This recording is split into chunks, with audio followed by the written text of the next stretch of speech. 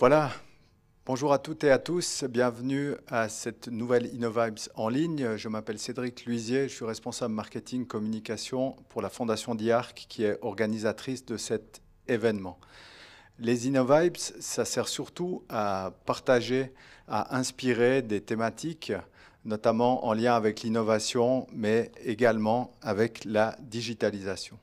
Et la particularité de ces InnoVibes, c'est que c'est vous, chères personnes qui nous regardez, écoutez aujourd'hui, qui choisissez soit la thématique, soit les orateurs du jour. Et c'est vrai que depuis plusieurs semaines, la digitalisation, depuis toujours en fait, depuis le début des InnoVibes, la digitalisation est toujours au cœur de vos préoccupations. Et pour cela, on s'est dit que ça serait bien de refaire une InnoVibes comme il y a une année qui parlait justement d'héritage digital pour nos PME. Et il y a une année, on était pratiquement à la sortie du premier confinement. Ça faisait 3 mois qu'on avait vécu cette pandémie. Et puis je vous ai pris quelques articles du Nouvelliste. Je ne sais pas si on le voit à l'écran. Je regarde juste la régie. Est-ce qu'on peut avoir mes slides à l'écran?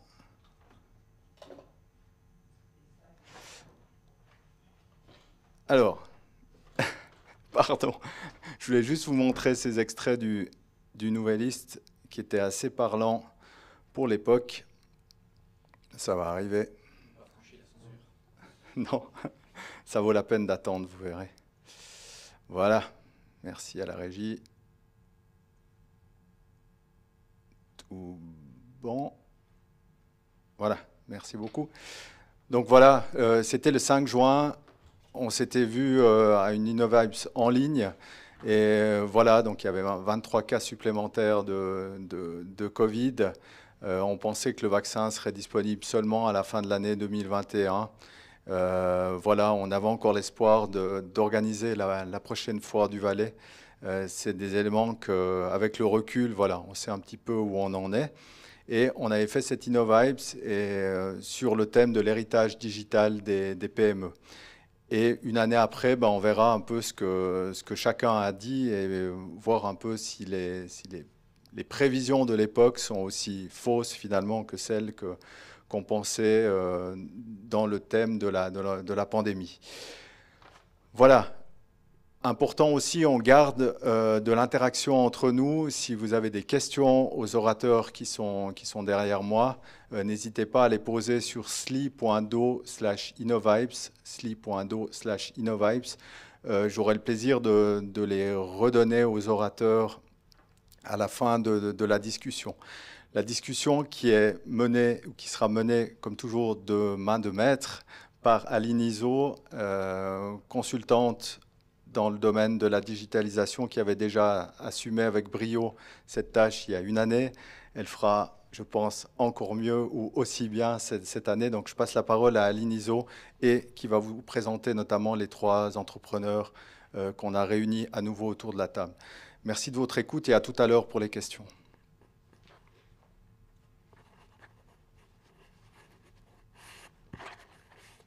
Merci Cédric.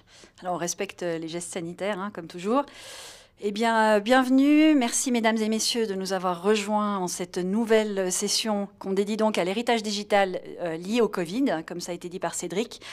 Avant de passer au tour de table et de vous représenter les orateurs que ceux qui avaient assisté à la précédente session connaissent déjà, pour les nouveaux et pour les anciens, on a compilé quelques images d'archives que vous allez découvrir ou redécouvrir, je l'espère, avec plaisir.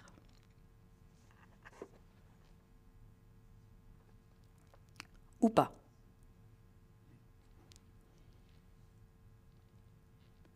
Bon, alors vous le constatez, hein, ça a beau faire une année, il y a toujours des choses sur lesquelles on est en apprentissage.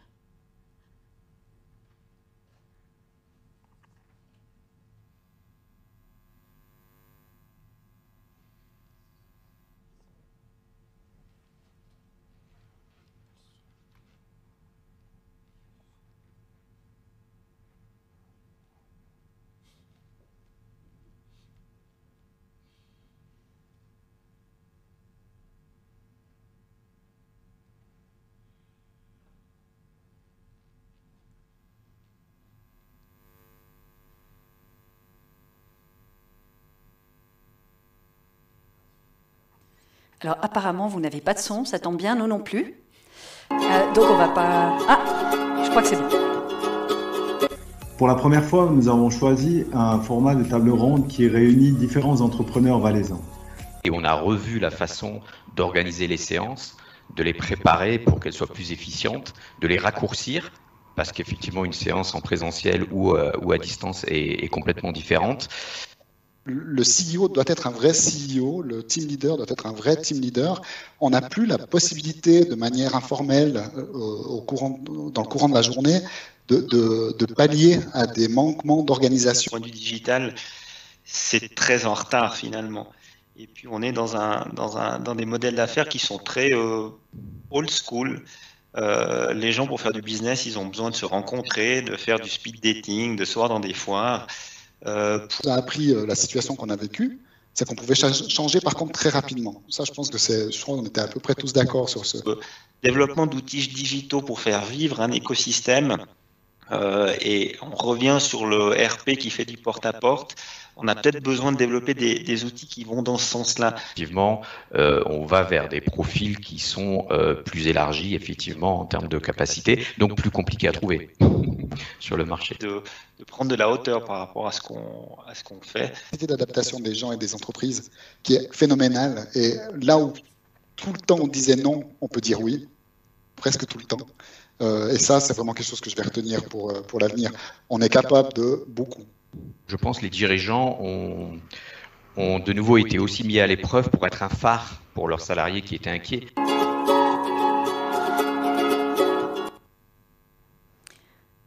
Alors je pense que vous les avez reconnus, même si vous l'aurez remarqué aussi, on sortait du semi-confinement et une des choses qui avait dramatiquement impacté les chefs d'entreprise, c'était la fermeture des coiffeurs. Heureusement, depuis, ça a réouvert, donc vous remarquez que nos 3 invités ont pu se couper les cheveux et sont donc tout à fait prêts pour l'exercice. Je vais peut-être commencer, avant de refaire la mise en contexte de l'époque et de passer au tour de table, je vais commencer par laisser chacun des invités se présenter comme il l'avait fait l'année dernière, et puis ça vous permettra aussi de voir si le discours est toujours le même. Je commence avec Gilles. J'espère, parce qu'effectivement, là, ce n'était pas dans la vidéo d'hier avant. Donc, je suis Gilles Furiot, je suis le directeur général de Synchrotech. Synchrotech est une entreprise de Martigny, du Valais, et qui a une agence à Genève. Et nous intervenons sur les sujets de la donnée, donc le sujet du digital, plus spécifiquement sur les approches forecasting et analytics. Bertrand. Donc Bertrand Fournier, directeur général de Silicom Group, société de services en informatique, avec une volonté d'accompagner les entreprises dans leur transformation digitale pour... C'est un peu perturbant d'avoir quelqu'un qui passe en courant de bonsoir, pardon. Donc, qui aide les entreprises à se transformer et à prendre en charge ces nouveaux moyens digitaux. Et Massimo. Massimo Nobilet, directeur de Swiss Biotech Center à Montaix, une société de services biotech où on développe et on produit des actifs pharmaceutiques pour des sociétés, start-up, early stage, voire même aussi des projets académiques pour aller le plus vite possible en clinique. Alors déjà, je vais peut-être commencer par vous remercier tous les 3 de vous être à nouveau prêtés à l'exercice, parce que c'est vrai que l'année dernière, on avait fait ça de façon un peu presque improvisée. On s'était dit finalement, on fait une table ronde et puis on essaye de partager les expériences. On se sentait déjà pétri de certitude. Pour nous, la crise était finie. Si vous voulez retourner voir la vidéo en entier, vous verrez qu'à plusieurs reprises, on dit maintenant que c'est derrière nous, quid de l'après, et puis finalement on est une année plus tard, et on est encore dedans avec des enseignements tirés, mais aussi des incertitudes qui sont revenues, ou des incertitudes différentes de celles qu'on pouvait avoir à l'époque. Alors à l'époque, on avait quoi? On avait ce semi-confinement qui venait de prendre fin. On avait parlé évidemment de télétravail, management à distance, les inquiétudes et les espoirs à la sortie de ce semi-confinement, notamment sur le business. On parlait aussi des projets que vous aviez les uns et les autres, c'est-à-dire des envies chevillées au corps liées à cette crise et aux prises de conscience qu'elle avait pu provoquer chez les uns et les autres. On avait des certitudes sur ce qui allait venir, on avait aussi des envies personnelles, on en reparlera également, et puis un certain nombre de questions ouvertes. Et on avait commencé à l'époque avec Gilles, donc je propose de recommencer par celui avec qui on avait commencé et terminé, afin que la boucle se reboucle ou se réouvre de la même façon. À l'époque, Gilles avait évoqué cette notion du management à distance avec les challenges qu'on avait à l'époque, c'est-à-dire une découverte finalement de ce que ça voulait dire que d'avoir les collaborateurs à distance, avec un côté plutôt pratique qui était comment je fais finalement pour gérer mes équipes à distance. Et Gilles nous disait à ce moment-là que ses collaborateurs avaient plutôt l'habitude d'être de toute façon plus ou moins à distance de par la nature de leurs activités. Mais les choses ont quand même un peu changé dans cette perception du management à distance, notamment sur des questions de gouvernance. Je vais peut-être te laisser, Gilles, nous expliquer un peu tes réflexions sur ce sujet. Oui, je vais faire le pont avec la vidéo qu'on a vue. J'ai vu que il y a un an, je parlais de réunions qui s'organisaient de façon peut-être plus efficace, plus courte, due au format digital. Un an après, je vois une dérive. Apparemment, je ne suis pas le seul quand je lis quelques études. Hein. La durée des réunions moyennes augmente, à peu près 30-50%. On voit qu'aussi il y a beaucoup plus d'échanges sur les plateformes de type Teams. Hein, nous on utilise Teams. Presque de la même façon, ça a presque doublé les chats, etc. Donc il y a un peu une barrière, une overdose de communication. En même temps, les gens continuent d'essayer de répondre en moins de 5 minutes, c'est à peu près la norme. Donc ça prouve que c'est très intense. Ça prouve aussi qu'on a peut-être perdu un peu les bonnes conduites qu'on s'était données effectivement sur l'organisation de ces séances.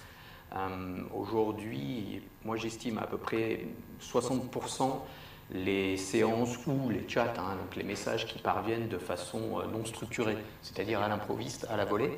Alors ça crée une certaine productivité, une intensité, hein, ça fait avancer le business, comme on dit, hein, le travail, mais c'est aussi très perturbateur pour son propre travail, où le fait d'avoir des réunions toujours bien organisées avec un agenda, une finalité.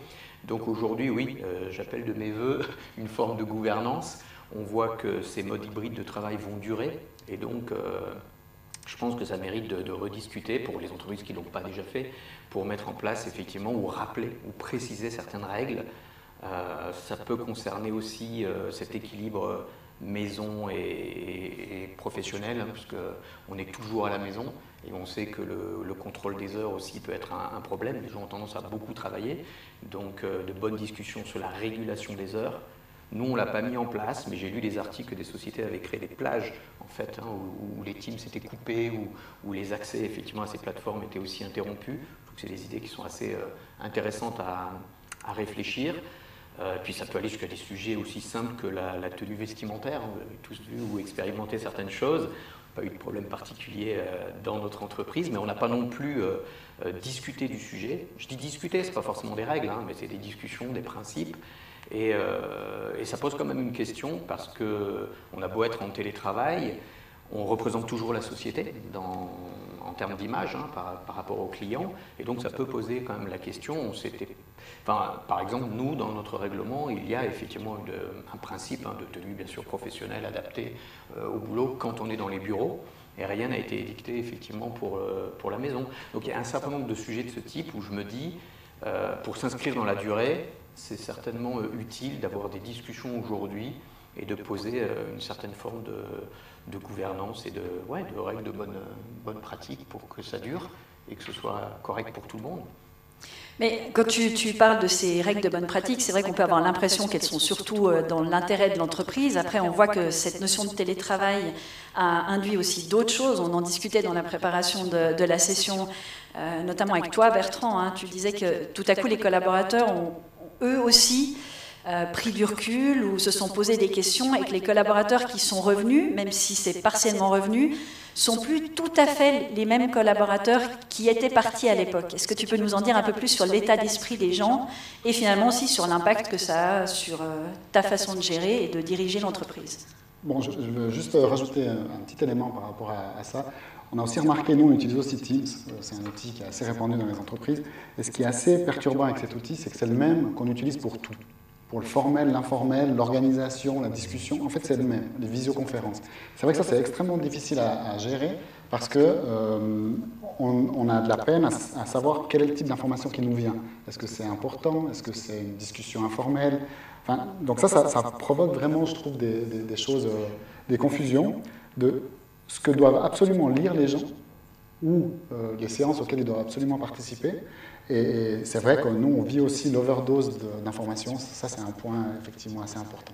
Bah alors, je vais peut-être rebondir sur ça, puisque tu as évacué avec brio ma question. Non, mais tu as bien fait. Tu as rebondi sur ce que disait Gilles. Massimo, il me semble que toi, ton retour, il est un peu différent. Quand on discutait de ça, tu me disais, finalement, les gens ont réussi à créer une espèce de routine digitale, et j'ai l'impression, en tout cas, quand on en a discuté, que chez toi, c'est pas tout à fait la même configuration que chez les deux autres intervenants. Sans doute aussi parce que c'est un type de métier qui est différent, où, techniquement parlant, les gens doivent être au laboratoire en zone de production, donc ils ont un aspect physique. Et le challenge, il y a une année, au début du confinement, c'était de faire rentrer les gens dans une routine d'outils qu'ils n'ont pas l'habitude d'utiliser. Aujourd'hui, j'ai l'impression qu'on a mis en place une routine, je vais appeler routine digitale, où, indépendamment de où tu es à la maison, au laboratoire, en zone de production. Ah oui, je suis à la bourre, mais je me connecte quand même par Teams. J'ai le lien, je suis au laboratoire, je suis avec la bourre, ne vous inquiétez pas, je vous écoute, je suis présent. Et je trouve que ça permet aux gens de mieux structurer leur journée, de trouver un degré de liberté qu'on n'avait pas forcément avant, quand il fallait tous aller dans la salle. Ma foi, si j'ai pas fini ma manip, alors je reprendrai ça 2 heures plus tard. Tandis que là, les gens s'auto-responsabilisent et j'ai envie de dire, dégainent l'outil digital de manière assez efficace, je trouve. Par contre, la chose qu'on se rend compte au fur et à mesure de l'utilisation de ces outils et que les gens ont organisé leur journée comme ils veulent, c'est qu'on a perdu les éléments sociaux de l'entreprise.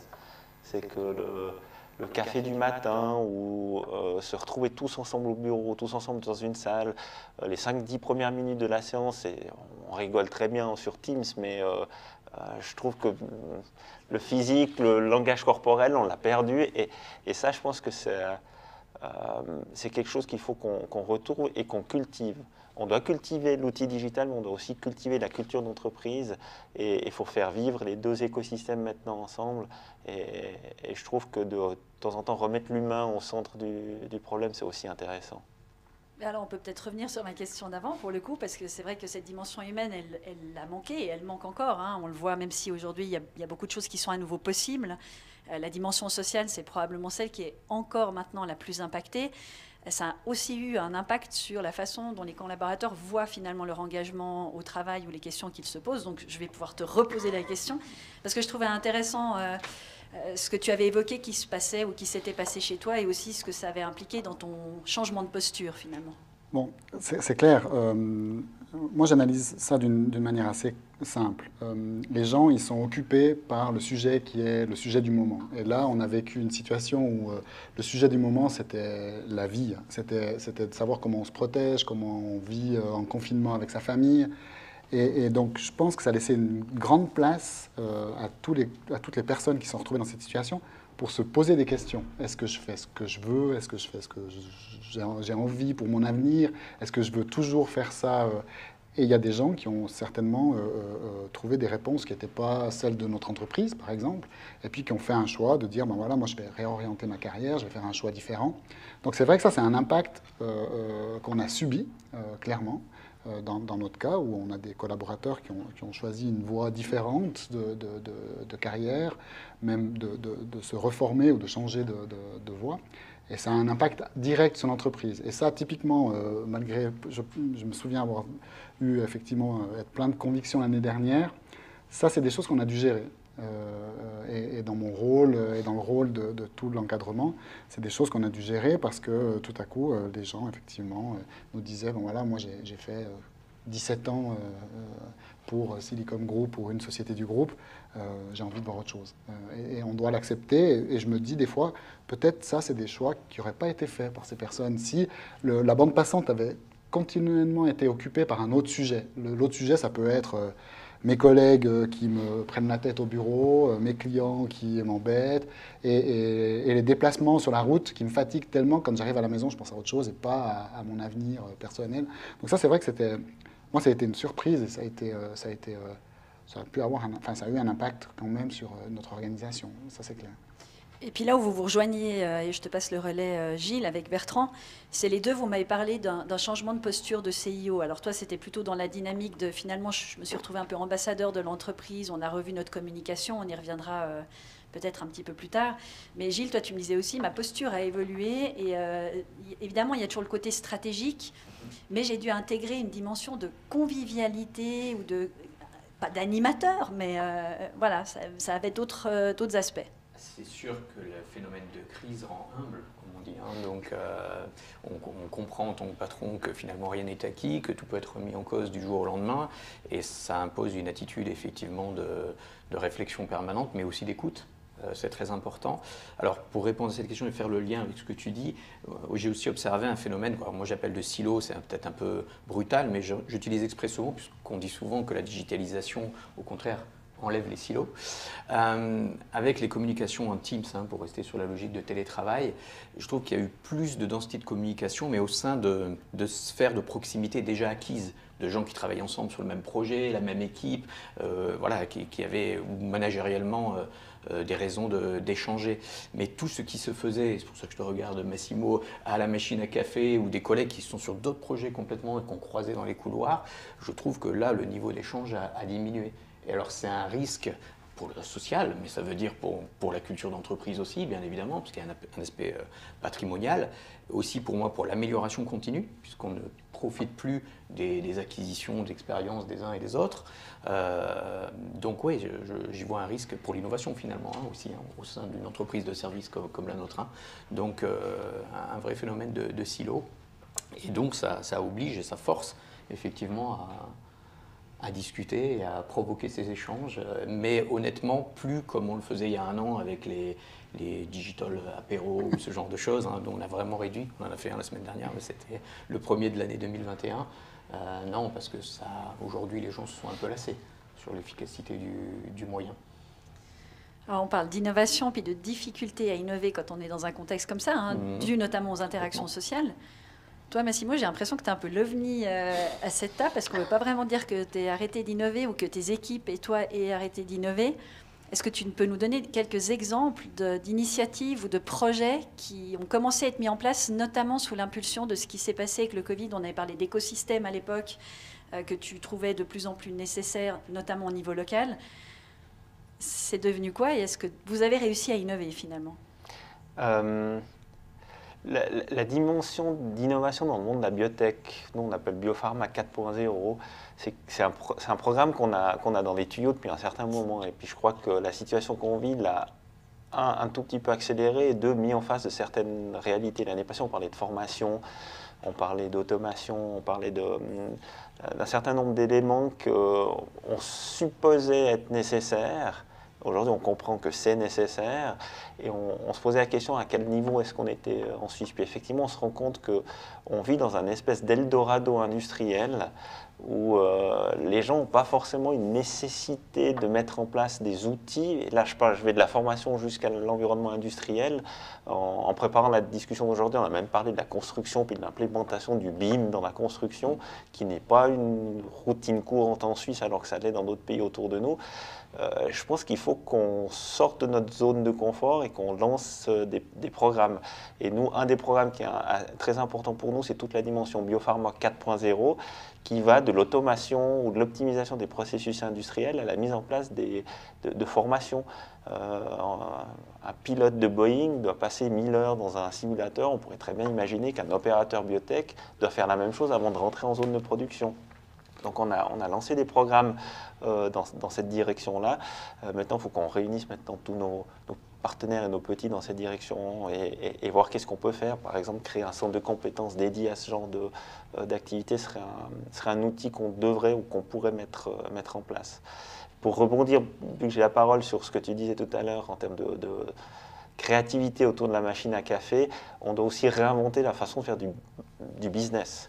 Là, je parle des processus internes à l'entreprise, mais il y a aussi tous les processus externes à l'entreprise, où on se rend compte qu'on a essayé de mettre en place et d'utiliser ce qu'on nous mettait à disposition pour remplacer une fois où on se déplace une semaine dans un lieu où on rencontre 25 000 personnes en quelque chose de complètement digital, pour reprendre ce que disait Cédric tout à l'heure, est-ce qu'on arrive à faire une Foire du Valais complètement digitale? Je pense que c'est juste pas possible. On a besoin de créer ces environnements pour promouvoir ces activités-là. Et je pense que là, on a beaucoup de travail à faire. Bah, tu me donnais un chiffre, tu as été très transparent hein, dans la préparation, c'est que tu me disais qu'en gros, le pipeline, à un moment, a été réduit à 0. Donc, je pense qu'on parlera aussi de cet aspect-là, parce que c'est vrai que ça faisait partie des espoirs à l'époque. On se disait, c'est bon, tout va redémarrer. Donc, la question, c'est est-ce que tout a redémarré et est-ce que ça a redémarré comme prévu? Je repars avec toi, parce que tu parlais de ces contacts clients, finalement, sur les foires. Et tu me disais, à l'époque, on faisait 70 rendez-vous quand on allait à une foire, parce qu'en fait, on optimisait la présence, on avait investi. Donc, on essayait de voir un maximum de monde. Avec le digital, les gens sont beaucoup plus sélectifs. En gros, ils choisissent ceux qui ont exactement le même profil, un peu comme sur Tinder. Hein. Tu t'embêtes pas à aller croiser des gens sur lesquels tu as un intérêt approximatif. Tu targetes là où tu es sûr que ça va marcher. Donc, ça a aussi occasionné des challenges chez vous. Tu m'as dit, on n'avait plus rien. Nous, c'était en juillet, je crois. Hein. Alors, tu as fait comment? Disons qu'on a le pipeline qui s'est complètement écroulé. Parce qu'effectivement, ne plus pouvoir se montrer ou rencontrer les gens, ça a rendu la situation business assez tendue. Aussi parce que nous, on travaille beaucoup avec des petites sociétés qui elles-mêmes n'étaient pas actives sur le Covid. Si à des époques où tu es plus actif dans le Covid, dans la biotech, tu n'existes plus. Même pour tes fournisseurs, pour les clients, tu tombes en troisième priorité, les projets ils se décalent au calendrier grec. On a essayé de participer à ces événements digitaux où effectivement c'est très, très chirurgical. Tu n'acceptes des rendez-vous, les gens n'acceptent des rendez-vous que si tu es 100% dans la cible. Les activités annexes, qui sont généralement là où tu fais du vrai business development, sont disparues. Alors, on a dû se réinventer et on a utilisé les outils de marketing digitaux assez classiques et standards en se donnant une certaine forme de rigueur. On utilise LinkedIn, on utilise les canaux, on sort une news par semaine pour augmenter la visibilité. Et petit à petit, les gens commencent à nous revoir, à nous ressolliciter. Et le pipeline s'est tout reconstruit sans même accueillir un seul client sur site.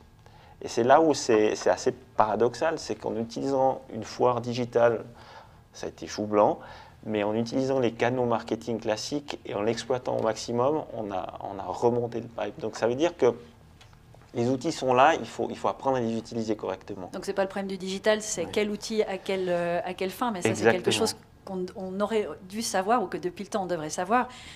Toi Bertrand, de ton côté, est-ce que tu peux nous faire un petit topo? Donc à l'époque, on était plus sur le côté interne que sur le côté externe.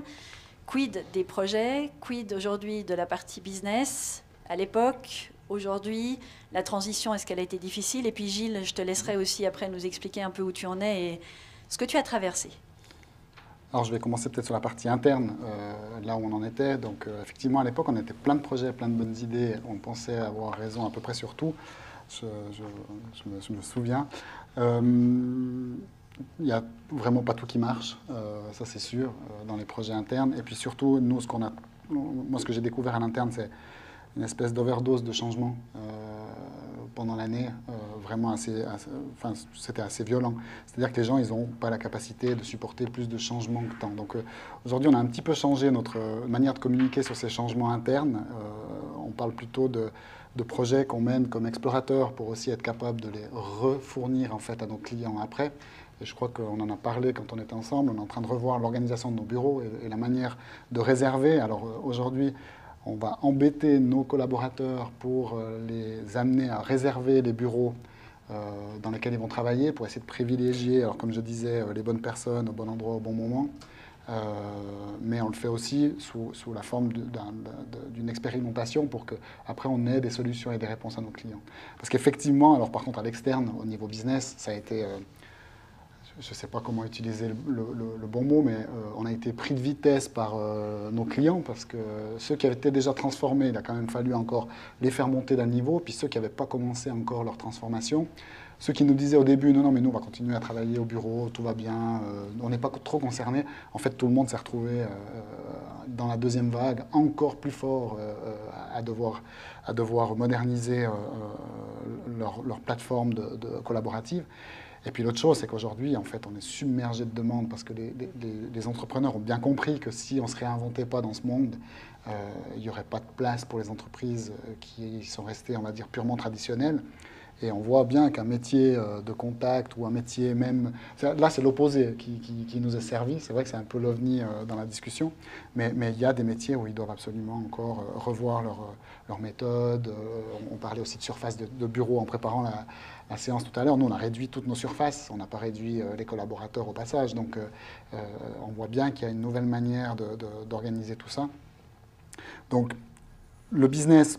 On a de la chance, je croise les doigts, je touche du bois, on n'était pas dans un secteur qui a été touché par cette crise, bien au contraire, on a plutôt été bien sollicité. Je profite pour dire merci à tous mes collègues qui ont vraiment beaucoup travaillé pendant cette période et qui ont été au service de tous nos clients, c'était assez incroyable. Ouais. Et de ton côté, Gilles, changement de nature des projets, changement de rythme? Oui, alors sur le rythme d'activité, bon, l'année dernière a été une année tout à fait correcte au final, activité informatique effectivement bien portée, avec quand même des variations, des vagues, puisque à peu près pour nous, l'été et puis jusqu'au mois de septembre, là on a eu vraiment un creux qu'on n'avait jamais connu auparavant, où au mois d'août ça démarrait fort, mais ça a démarré plus tard, c'est juste un décalage de la vague. Et puis par contre, on a bien noté un coup de mou début de cette année, c'était à partir du moment des annonces de télétravail obligatoire. Là, de janvier à mars, le premier trimestre, un vrai coup de mou. Donc on a toujours travaillé, on n'a pas de licenciement, pas de réduction d'heures de travail, donc pas de plainte au niveau de l'activité de notre côté, mais un coup de mou très sensible parce que simplement les clients étaient dans des phénomènes d'attente. Donc ça, c'était assez sensible, notable. On n'était pas sur des problèmes immédiats de trésorerie des clients puisque ça avait été globalement, je ne fais pas du cas par cas ou secteur par secteur, mais jugulé par les mesures d'aide.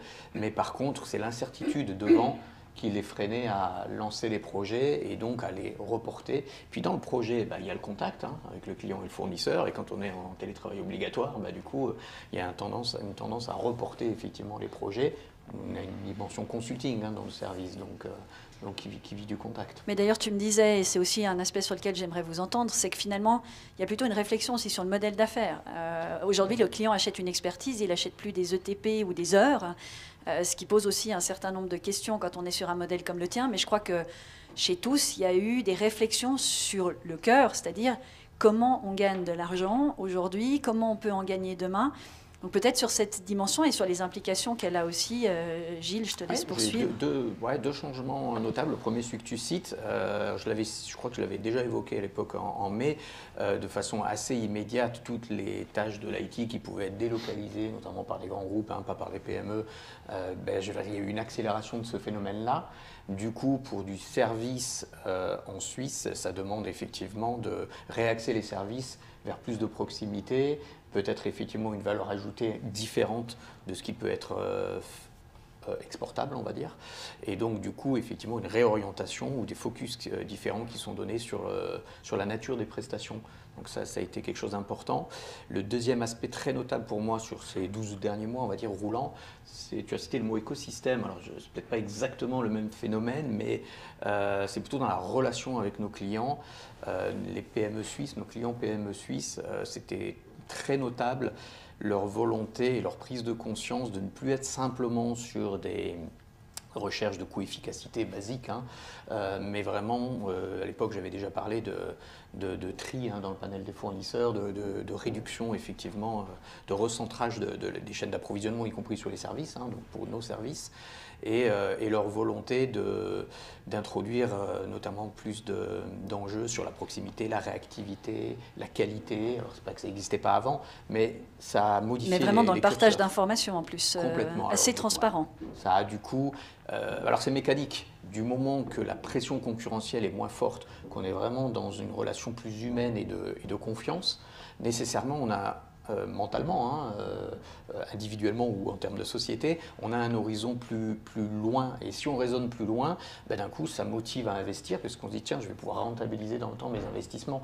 Je ne suis pas juste concentré pour protéger mes prix et défendre mes services par rapport à la concurrence. Et ça a créé beaucoup d'excellentes choses alors pour reprendre le mot d'innovation, nous, on a pu innover comme cela, c'est-à-dire faire de la co-innovation avec nos clients, c'est-à-dire mieux les comprendre, Mais aussi, c'est réciproque. Eux aussi ont mieux compris ce qui on était, ce qu'on pouvait faire, ce qu'on pouvait apporter. On va pouvoir discuter de façon vraiment plus confiante et se dire, tiens, pourquoi on ne tenterait pas cette approche d'innovation, cette solution technologique, chacun mettant des moyens, nous peut-être technologiques ou d'expertise, le client des données, du temps et des savoirs, et puis du coup de pouvoir créer comme ça et développer de nouvelles offres pour le marché et pour ses clients aussi. Et de ton côté, Massimo, je sais qu'il y a eu pas mal de choses faites aussi dans cette dimension de réflexion sur le modèle d'affaires. Tu me disais, finalement, les processus, c'est plutôt l'output. En fait, on peut garder les mêmes processus, mais c'est qu'est-ce qu'on va faire de ce qui sort de ces processus, ou est-ce qu'on peut faire quelque chose de différent. Et tu parlais aussi de cette notion d'écosystème déjà à l'époque, comme Gilles, mais où aujourd'hui, je crois que c'est encore plus fort qu'il y a une année.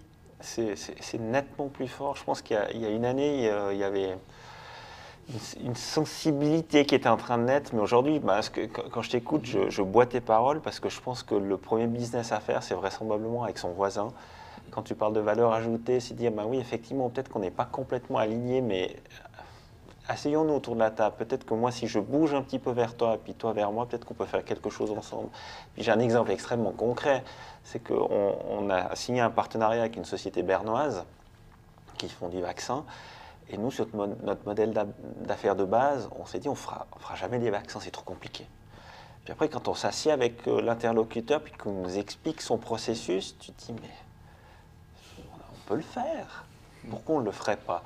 Et puis c'est comme ça en fait qu'on a engrangé un partenariat important en pivotant. Alors on dit souvent que c'est les startups qui doivent pivoter autour d'une technologie, mais c'est pas parce qu'on est une PME qu'on doit pas pivoter. Et puis je pense que pour reprendre, je crois ce que je disais l'année passée, on consommait des abricots valaisans. Je pense que là, on a tout intérêt à essayer de, non pas consommer local, mais de faire du business en local, parce que ça va nous renforcer tous ensemble et nous rendre plus forts face à l'extérieur. Et ça, je pense, c'est quelque chose qu'on doit travailler dans nos associations fêtières, dans nos groupements d'entreprises, pour dire, mais finalement, qu'est-ce qu'on peut faire de plus ensemble, qui a une valeur ajoutée encore plus importante. Et ça, c'est quelque chose qu'on doit vraiment cultiver et renforcer. J'ai l'impression que toi aussi, tu bois du petit lait, Bertrand. Non, mais j'écoute avec attention, effectivement. Alors, j'ai bu les premières paroles, je bois les suivantes. Mais en fait, effectivement, j'ai un exemple concret qui m'est venu quand je t'écoutais. On a monté aussi, je parle aussi d'écosystème avec les partenaires qu'on a pour les solutions qu'on construit pour nos clients. C'est vrai que nos clients, ils ont envie qu'on vienne vers eux avec des solutions qui sont beaucoup plus construites, qui ont beaucoup plus de profondeur que celles qu'un partenaire pouvait offrir. Et le business d'avant, j'ai l'impression que c'était un business où d'abord on signait des contrats de partenariat pour savoir combien tout le monde se rapporte, et puis en fait on ne fait jamais rien. Et là, on arrive à monter en fait des partenariats qui ont une vraie valeur pour le client, d'abord. Et après, on se met d'accord si ça fait du sens. Et tu parlais d'innovation. Alors nous, effectivement, je trouvais que l'innovation, dans notre cas, l'informatique, on va dire bureautique ou un peu traditionnelle, ça faisait un peu pompeux. Donc on a choisi le mot plutôt création. On crée à partir d'autres choses, à partir d'autres systèmes, on crée de la valeur. Mais c'est exactement ça. Je veux dire, on travaille avec des petits partenaires et on a même des sociétés, effectivement, des clients relativement importants qui ont choisi des solutions qu'on leur a amenées avec des toutes petites entreprises, mais parce qu'on porte le projet ensemble. Alors nous, on est un peu plus grand, on rassure. Puis comme la solution est excellente, ben voilà, je veux dire, eux, ils font le choix de la bonne solution qui leur permet d'aller de l'avant, puis avec une valeur très importante. Alors que dans un même projet, il y a peut-être 2 ans, on m'aurait dit, oui, alors on va faire le choix du plus grand, parce que comme ça, au moins, on ne pourra jamais me le reprocher de l'avoir fait. Là, les gens ont envie. Donc ça, c'est vraiment hyper intéressant. Mais ça veut dire qu'on en parlait aussi à l'époque, on se disait qu'il y avait des enjeux sur les profils qu'on allait aller chercher, de personnes qui sont capables de comprendre cette culture. En vous écoutant, je me dis que finalement, tout le monde est capable de comprendre cette culture-là. Pourtant, il y a quand même toujours cet enjeu qui reste c'est bien s'il top à la culture, c'est bien si on a des jeunes qui arrivent et qui ont aussi cette culture. Alors je caricature parce qu'il n'y a pas que les jeunes, mais c'est vrai qu'il y a une aisance ou en tout cas une capacité peut-être à changer beaucoup plus vite et beaucoup plus souvent, parce que ça remet moins de choses en question. Qu'est-ce qu'on fait avec les gens qui sont entre deux? Vous aviez parlé de formation, tous des enjeux autour de ça, alors de façon plus ou moins, comment dire, toi tu avais illustré Massimo avec le football à l'époque, tu nous avais fait un magnifique parallèle en expliquant qu'on devrait aller faire un peu le mercato et recruter des gens qui dans le monde académique seraient capables d'être des vrais leaders. Toi tu nous avais parlé de l'académie que tu avais mis en place chez toi. Toi tu nous parlais de ces profils qui étaient aussi très rares sur le marché. On fait quoi alors avec cette formation continue des personnes dont on a besoin parce qu'ils ont du savoir, mais pas forcément toujours les bons usages ou cette capacité d'adaptation? Et est-ce que c'est une fausse idée? Est-ce que finalement il n'y a pas d'affaire de génération? Qui veut prendre la parole? Bertrand, je te sens, dans les starting blocks. Je veux bien répondre, et puis je vais peut-être doucher un petit peu l'enthousiasme. En fait, effectivement, il y a cette nouvelle génération. Et on peut être super enthousiaste en les voyant arriver. J'avais dit que je ne le raconterais pas, mais je vais le raconter. J'ai fait un recrutement dernièrement et c'est la personne qui m'a demandé ce que je pouvais lui apporter. Et comme on a, on va dire, ironisé avec Aline en préparant la séance, on s'est dit, bah, comme quand nous, on a trouvé notre premier job, un travail. Merci. Mais ça ne suffit pas. Donc c'est vrai que ça, c'est assez grisant. Moi, je me rends compte qu'il ne faut pas délaisser effectivement les personnes qui sont là depuis longtemps, qui sont là dans la société et qui font les projets tous les jours. Ces gens-là, quand ils expriment des fois, on va dire, un désalignement avec le management, comme tu disais tout à l'heure, ou avec les nouvelles personnes, ce n'est pas qu'elles ne sont pas alignées.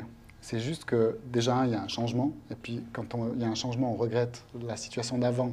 Ou en tout cas, ça nous permet de justifier pourquoi aujourd'hui on est en déséquilibre. Donc on se dit, aujourd'hui je ne suis pas à l'aise dans mon rôle parce qu'on est en train de se transformer. Avant j'étais plus à l'aise, donc je veux revenir à la situation d'avant. Donc ça, la gestion du changement, c'est extrêmement compliqué. Et je pense que ces personnes-là, elles sont hyper importantes, elles sont totalement capables de se transformer avec nous. C'est juste qu'elles sont aussi là depuis longtemps, elles sont plus à l'aise avec nous, elles s'expriment plus ouvertement. Moi, c'est aussi ce que je constate. Elles sont très honnêtes, et puis quand ça vibre, c'est pas qu'elles ne sont pas en accord avec nous, c'est juste qu'elles disent mais peut-être aller un tout petit peu moins vite pour que moi je puisse assimiler. Donc la formation c'est bien, mais il faut gérer la pédale des gaz. Ouais. Ouais. Massimo, sur la formation, tu nous refais une métaphore avec un autre sport ou... Non, je vais essayer de pas métaphorer, mais de peut-être donner un grand coup de pied dans la fourmilière, parce que je pense qu'il ne faut pas oublier qu'en bout de ligne, on a un client à qui on doit livrer un produit ou un service et quelque chose qui a une valeur. Et ça, malheureusement, ce n'est pas dans les écoles qu'on apprend. Par contre, on apprend la base dans les écoles. Et je pense qu'il y a un réalignement à faire entre le besoin industriel et la formation qui est donnée au niveau académique, pour être sûr qu'en bout de ligne, on livre toujours le bon produit avec la bonne qualité et au bon client. Et c'est vrai qu'aujourd'hui, on vit des problèmes générationnels qui sont des générations X ou Y ou bientôt Z et j'en passe, qui cherchent avant tout à donner un sens à leur vie. Alors ils ont tous les outils digitaux, ils veulent donner un sens à leur vie, mais au final, on a toujours le même client qui vont servir.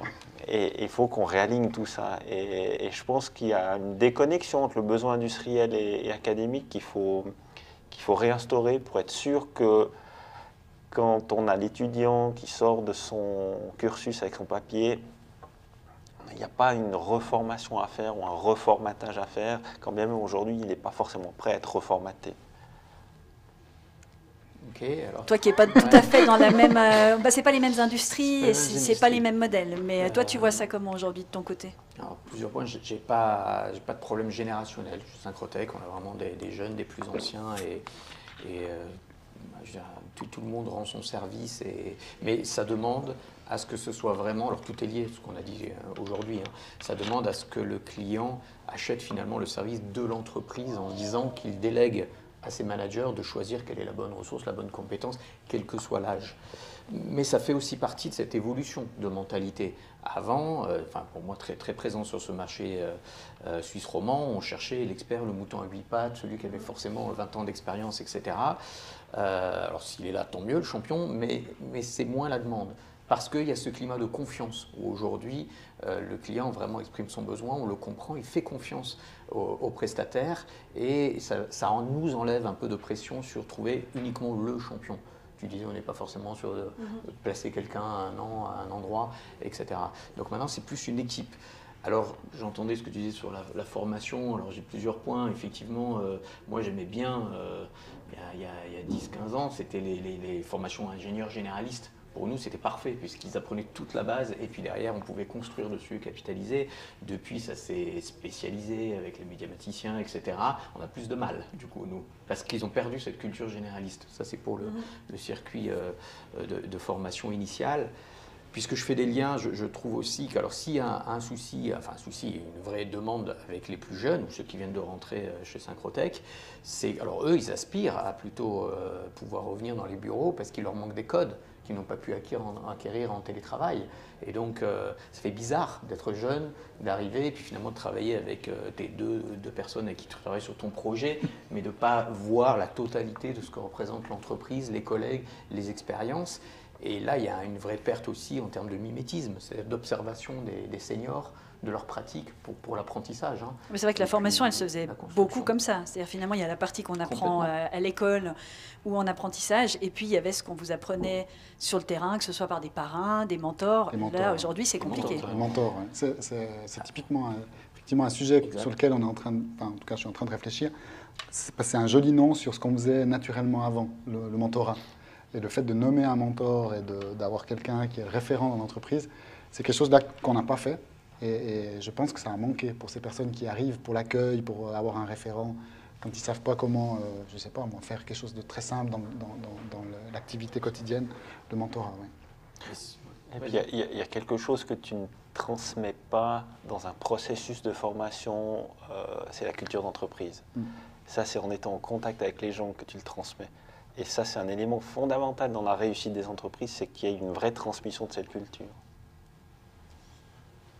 Bon, on est sur des dimensions qui sont pour le coup très éloignées du digital, mais on s'en était déjà rendu compte la dernière fois. On parle de cet héritage digital, et finalement, l'héritage digital, entre guillemets, laisse surtout la part belle à tout ce qui n'a rien à voir avec le digital, parce qu'on vous entend, hein, les outils, on peut les acheter, on peut se les approprier, on arrive à travailler avec, encore faut-il prendre les bons pour les bons usages.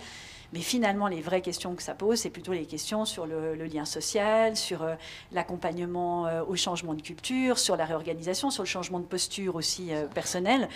Alors, j'adorerais qu'on ait encore 1 heure, hein, mais je crois qu'il nous reste à peu près 10 minutes. 10 minutes, exactement. Alors, je vous rappelle juste, puisqu'il reste 10 minutes, que vous pouvez toujours poser vos questions. Je ne sais pas s'il y en a déjà. Je pense qu'il y en a déjà. Sur slide.do/innovibes. Donc, il vous reste 10 minutes pour poser vos questions. Et puis, on va peut-être élargir un petit peu le spectre, parce que chaque question amène des réponses qui pourraient à nouveau amener des nouvelles questions. Et on fera sûrement une 3e session l'année prochaine, où on rira encore une fois de tout ça. Et un jour, on fera une compile, on sortira un DVD, j'en suis sûre.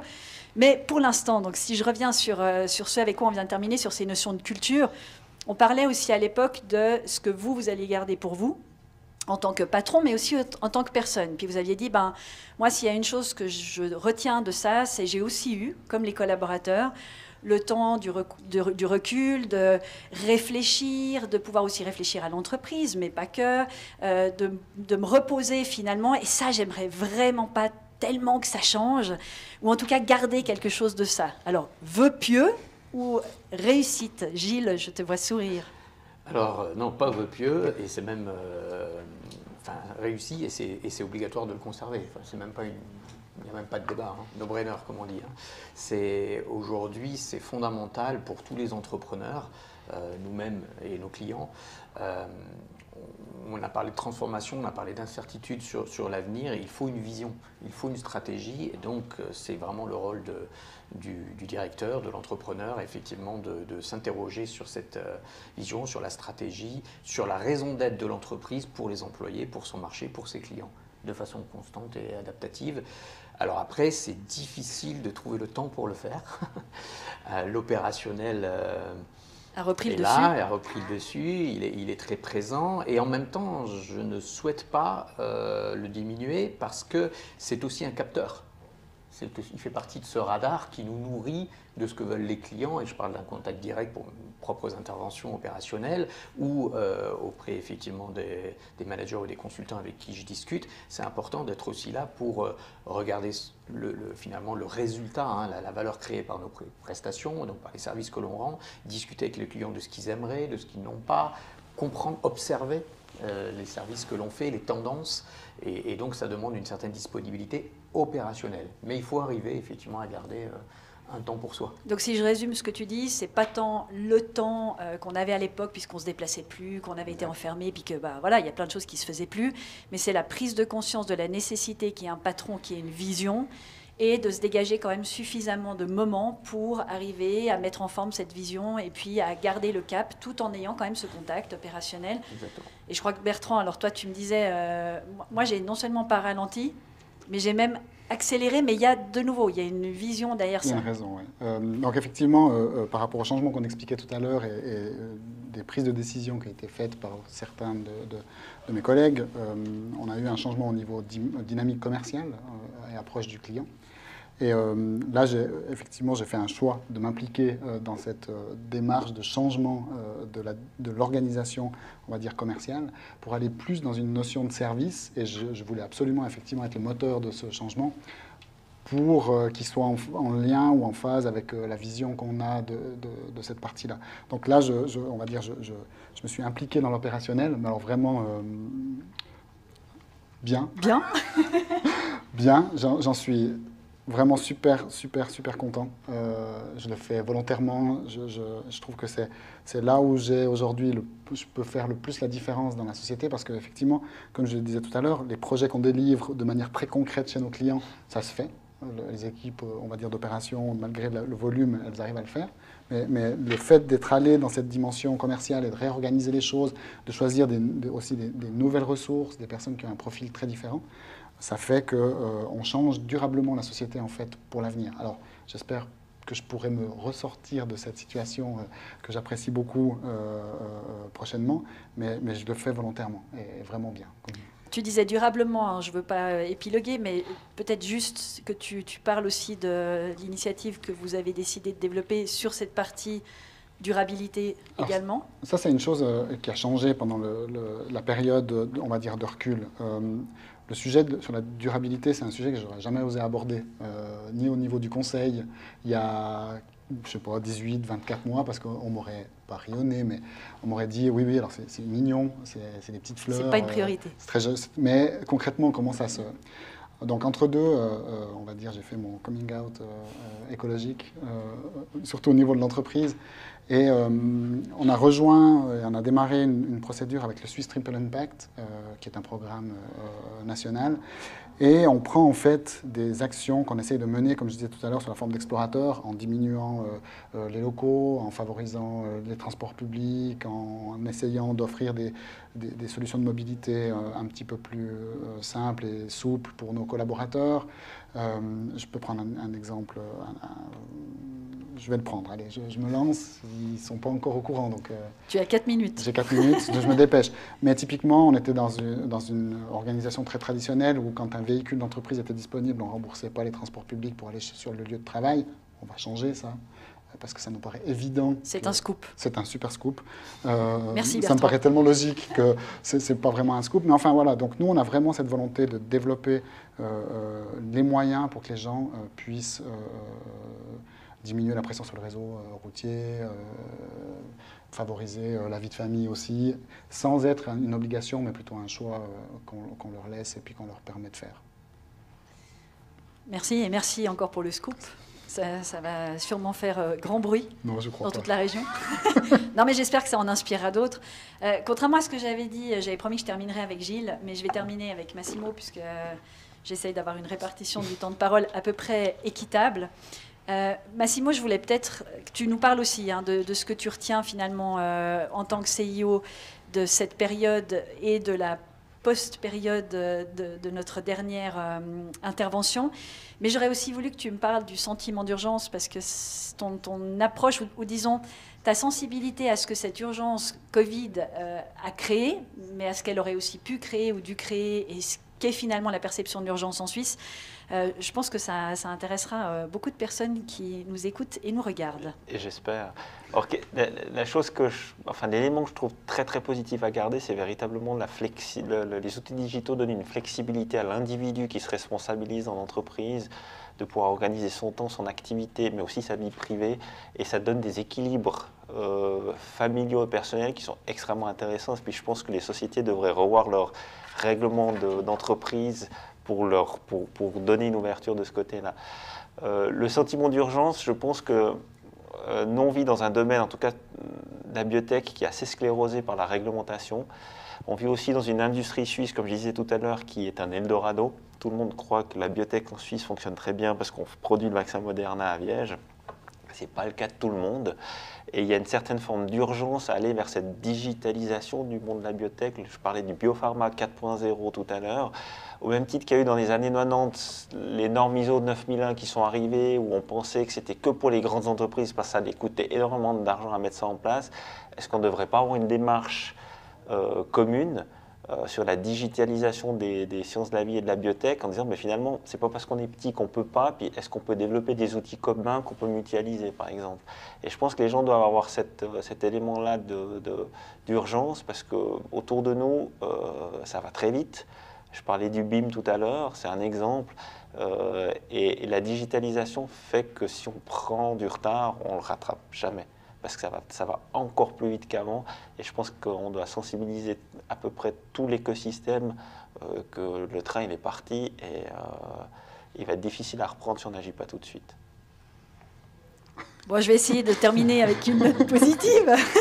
Non, mais je crois que ce qu'il faut aussi retenir de ce qui vient d'être dit, c'est que finalement, on doit revenir aux fondamentaux qui ont fait la force de la Suisse, hein, c'est-à-dire cette capacité, alors même si on a des opinions et des intérêts différents, à se trouver des intérêts convergents, donc à travailler ensemble. Ça, normalement, on sait le faire. On l'a peut-être un peu oublié et on s'est peut-être mis en silo aussi au fil des ans. Le Covid ne suffira apparemment pas pour tout le monde à remettre un certain nombre de choses en question. Donc si cette urgence-là n'a pas suffi, ça va être compliqué pour certains, et on peut se dire que ceux qui n'ont pas compris maintenant, il y a peu de chances qu'ils comprennent même après. Par contre, on voit qu'il y a aussi plein de gens qui ont compris et qui s'en sont plutôt servis comme un levier pour aller justement monter des écosystèmes, repenser les choses, se remettre en question aussi en tant que patron.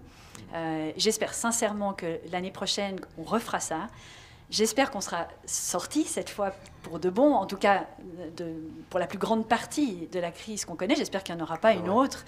Et surtout, j'espère que vous aurez continué dans vos démarches positives, parce qu'on voit que tous, vous avez quand même le sourire. On ne retrouve pas des gens qui sont dévastés, qui se disent « Mon Dieu, ça a tout changé ».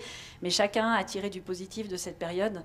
Donc je vous remercie. Puis je vous remercie aussi pour ces éclairages pratiques et pragmatiques, comme on sait si bien les faire dans notre beau pays. Et je vais passer la parole à Cédric, qui a des questions, ou pas, et une lingette surtout, ça c'est très important.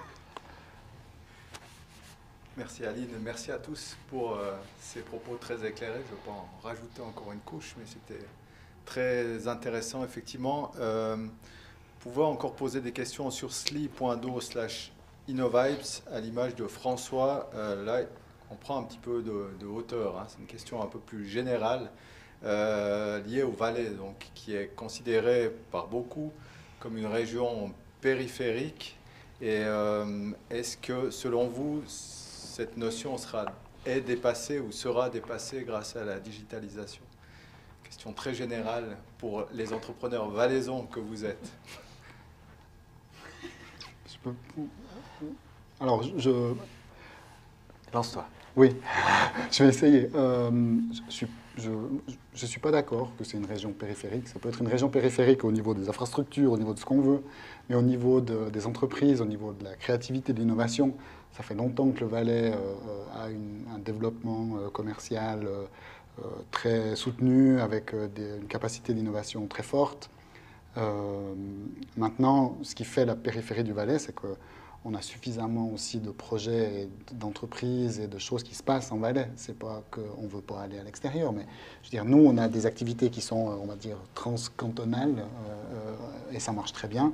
Mais on a aussi beaucoup de projets en Valais dont on est très fiers et qui ont un volume important, qui font vivre notre société, les collaborateurs qui y sont. Non, je pense que c'est un débat, enfin moi en tout cas, c'est un débat que c'est une vision que je ne partage pas du tout. À part le fait que ça se resserre un peu à Saint-Maurice, et encore, il y a le Chablais derrière, donc...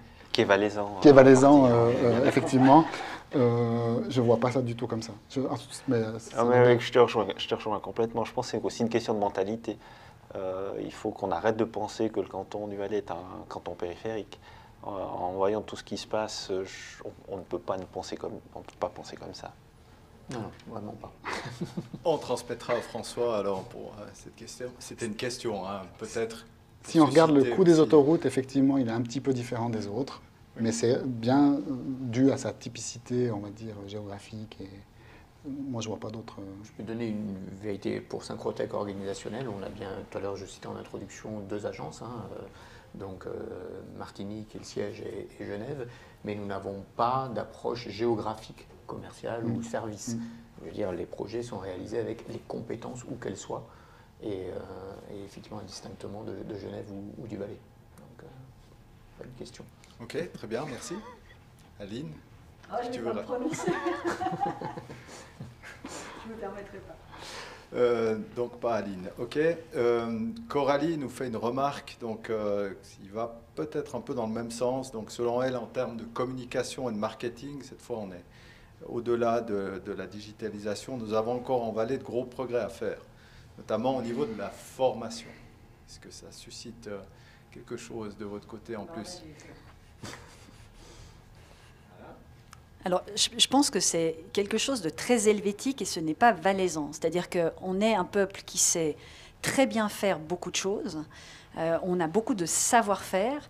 Par contre, on n'est pas très bon pour le faire savoir parce qu'on a toujours cette espèce de schizophrénie entre une extrême humilité, c'est-à-dire que ce qu'on fait, on le fait bien, mais on est discret. Voilà, il y a beaucoup de choses qui se passent un peu dans les coulisses. Et en même temps, cette espèce d'arrogance qui consiste à dire que tout le monde sait qu'on est bon. Donc on n'a pas besoin d'aller dire qu'on est leader ici ou leader là. Mais ce n'est pas lié au Valais, c'est partout et dans la plupart des entreprises, le problème qu'il y a dans les entreprises suisses, le problème qu'il y a est un problème de communication et de marketing. C'est rarement un problème de compétences ou de savoir-faire. C'est vraiment un problème de faire savoir. Après, les formations, aujourd'hui, il n'y a même plus cette excuse-là parce qu'on peut, alors depuis une année particulièrement, on peut suivre une formation depuis n'importe où. Et puis même si vous allez vous former à Lausanne ou à Genève, on n'est pas en train de parler de partir à Kuala Lumpur. Donc normalement, ça devrait aller. Mais je suis d'accord, la transformation digitale a certainement impacté le plus le secteur de la formation. Les formations en classe, en tout cas depuis 1 an, ont disparu. Ça se rééquilibrera peut-être un peu, mais globalement aujourd'hui, c'est plus un sujet. Je suis un peu comme je fais un parallèle comme ça. C'est un peu comme VV et puis Citroën. VV, ils ont juste à dire Das Auto, et puis Citroën, ils doivent dire que les voitures, elles sont jaunes, vertes, bleues. On doit être nous-mêmes aussi. Donc là, effectivement, on a ce côté, comme tu l'as très bien décrit, on est ce qu'on est, et même si on aimerait bien être une Citroën jaune et noir et bleu multicolore, on est un peu plus proche de Das Auto, je crois. Ça n'engage que moi. C'était une comparaison un peu personnelle. Comme la métaphore de cette édition-là, après la métaphore footballistique de Massimo, c'est ça, hein. Donc Coralie nous dit effectivement depuis une année on se rend compte à quel point le marketing digital est important pour nous. Vous parliez notamment des foires dans beaucoup de domaines. Donc voilà. Mais elle termine quand même par une note positive. C'est aussi pas une question mais une remarque. Nous avons été restreints dans notre communication, voyant le positif dans tout cela. Je crois que vous êtes assez à l'aise avec cet aspect-là, n'est-ce pas? La digitalisation est en marche et c'est plutôt pas mal. Voilà. Ça sera alors il y a peut-être eu, depuis 1 an, il y a peut-être eu un peu une overdose de messages aussi. Ça c'est vrai, on a été sollicité pour beaucoup d'événements marketing et autres, digitaux, webinars, etc. C'était peut-être plus difficile de se démarquer, c'est pas faux. Mais je trouve que ça se régule maintenant. Mais c'est ce que disait Massimo tout à l'heure.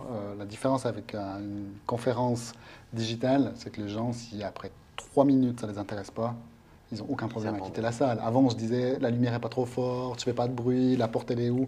Là, j'attends la pause pipi. J'ai un problème de connexion. Donc, je me suis fait éjecter, c'est bizarre. Donc ça, c'est beaucoup plus challenging, ouais, effectivement, en termes de communication. C'est pour ça que les gens, aujourd'hui connectés, sont restés connectés jusqu'au bout. Au moins, Coralie et François. Oui. Voilà, je crois qu'on va en rester là, vu que l'heure tourne. Donc, je voulais vous remercier déjà pour... je vais peut-être aller devant. Pardon.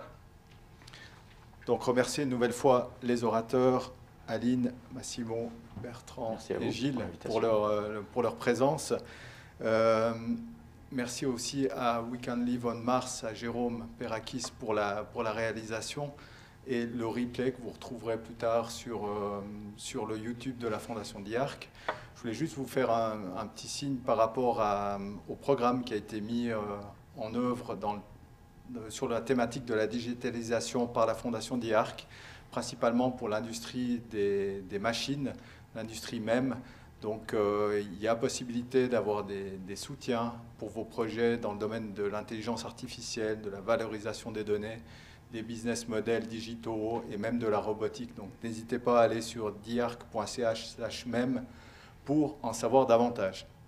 Et dernier élément, la prochaine InnoVibes, on essaye d'en organiser encore une avant le 20 juin prochain sur une thématique assez intéressante, de nouveau en lien avec la digitalisation, qui est le financement de son entreprise par la tokenisation. Donc on vous tiendra au courant, comme toujours, par email. On sait que vous êtes assez fidèles à nos emails, donc n'hésitez pas à rester attentifs et à vous inscrire à cette manifestation si on arrive à la mettre en place en digital d'ici la fin juin. Voilà, je ne vous prends pas plus de temps, je vous souhaite un bon appétit pour celles et ceux qui n'ont encore pas mangé et à tout bientôt pour une nouvelle InnoVibes.